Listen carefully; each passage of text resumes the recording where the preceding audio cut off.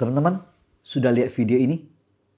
How do you create mental toughness in a child who's born into a successful family? Don't do too much for them. This is very important. If you do too much for them, you will steal their self-esteem. So when they give you a problem, don't go fix it for them. Give it back to them. And then shut up. Kids become competent when they solve their own problems. Jadi ceritanya dia sudah memotong nih kedua anak ini untuk menumbangkan pohon ini. Dan ketika dia dorong, itu berat sekali. Nah, orang tuanya membiarkan anak itu berusaha. Tidak langsung ikut dorong, selesai dong, ya kan? Tapi inilah kesempatan yang sangat baik bagi orang tua memberikan ruang buat anak supaya mereka bisa melakukannya. Dan ketika itu tumbang, apa yang terjadi dalam diri anak-anak? Mereka merasa percaya diri. Wow, ternyata berhasil. Biasanya kalau itu terjadi, orang tua langsung ikut membantu. Karena apa? Hasrat jadi orang tua itu adalah untuk membantu, untuk menyelesaikan masalah, dan kita ikut intervensi supaya langsung tercapai. Itu normal-normal aja. Karena sebagai orang tua kita khawatir anak-anak mengalami kesusahan, sakit, jatuh, atau mungkin kita nggak percaya dia bisa melakukan itu. So akibatnya apa? Mental anak jadi tidak siap. Tidak siap untuk mengalami masalah-masalah. Dia tidak cukup kuat, dia tidak percaya diri mungkin. Dan begitu ada masa yang sedikit lebih berat, dia akan menghilang. Flight, kabur. Dan ujungnya dia akan mengalami depresi. Dan saya yakin kita nggak mau anak-anak kita seperti itu. Dan kita nggak bisa jaga anak-anak kita 7 hari, seminggu, 24 jam sehari. Ibarat kereta api, kalau dia jalan, sebelum jalan kita taruh satu batu bata aja, itu sudah menghambat dia untuk bergerak. Itu aja sulit untuk dia mulai bergerak. Tetapi ketika dia sudah berjalan, satu rumah pun mungkin bisa diterabas. Itu karena dia mengalami kemenangan-kemenangan sedikit demi sedikit. Ruang-ruang untuk memperkuat mentalnya. Nah, untuk membentuk mental jadi kuat, tugas utama kita bukan memberesi jalannya, tapi tugas kita adalah ada di belakang anak-anak kita untuk memberikan ruang dan mendorong.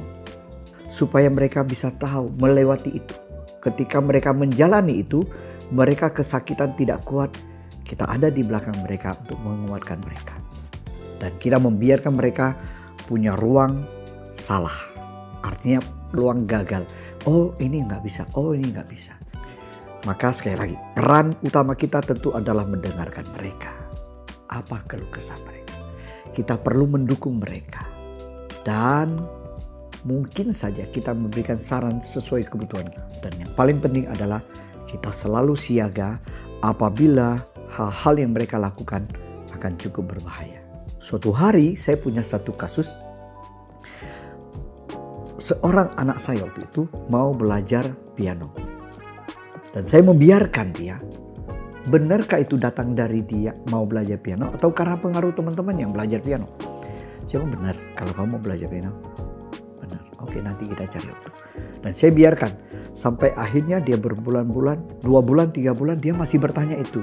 Dan saya merasa ini serius nih ya, harus komitmen. Saya tanya, benar kamu belajar piano? Serius? Iya, saya pengen. Oke, kalau memang betul kamu pengen, ada syarat satu yang penting, kamu harus belajar setekun mungkin. Ini kamu yang mau ya. Kamu bisa nggak? Siap nggak? Oke, siap. Dan dia belajar piano. Piano kan setengah jam ya. Datangnya setengah jam pulang. Kebetulan dekat rumah. Nah, suatu hari ketika saya ada di Batam, lagi memberikan seminar, istri saya telepon, anaknya nggak mau les piano. Karena belum mulai, saya telepon. Kenapa kamu nggak mau les? Boleh tahu nggak? Anaknya diam. Saya bilang, jangan khawatir, Papa tidak akan marah. Papa jauh kok. Papa cuma pengen tahu apa yang membuat kamu tidak mau pergi.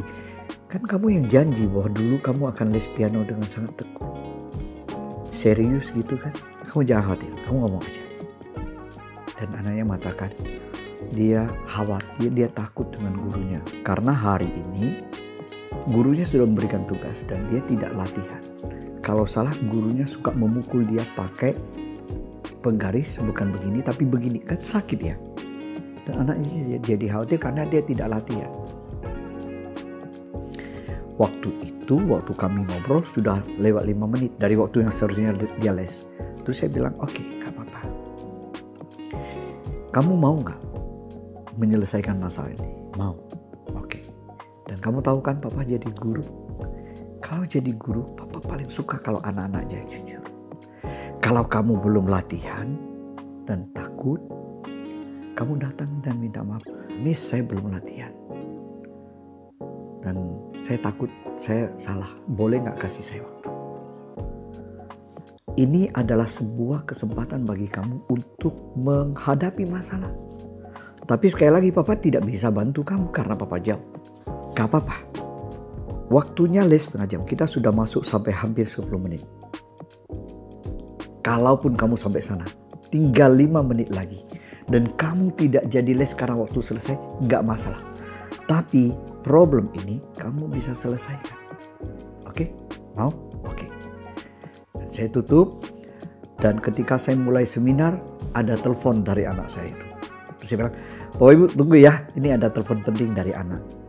Jeda sebentar, jadi saya angkat. Langsung begitu suara angkat, dengar suara dari ujung sana. Pak, hore Pak, selesai. Maksudnya apa? Koko sudah ngomong sama Miss-nya. Dan Miss-nya bilang, gak apa-apa, saya senang kamu begitu. Wah. Artinya, apa yang kamu rasakan? Bangga pada diri sendiri. Sudah menaklukkan ketakutan.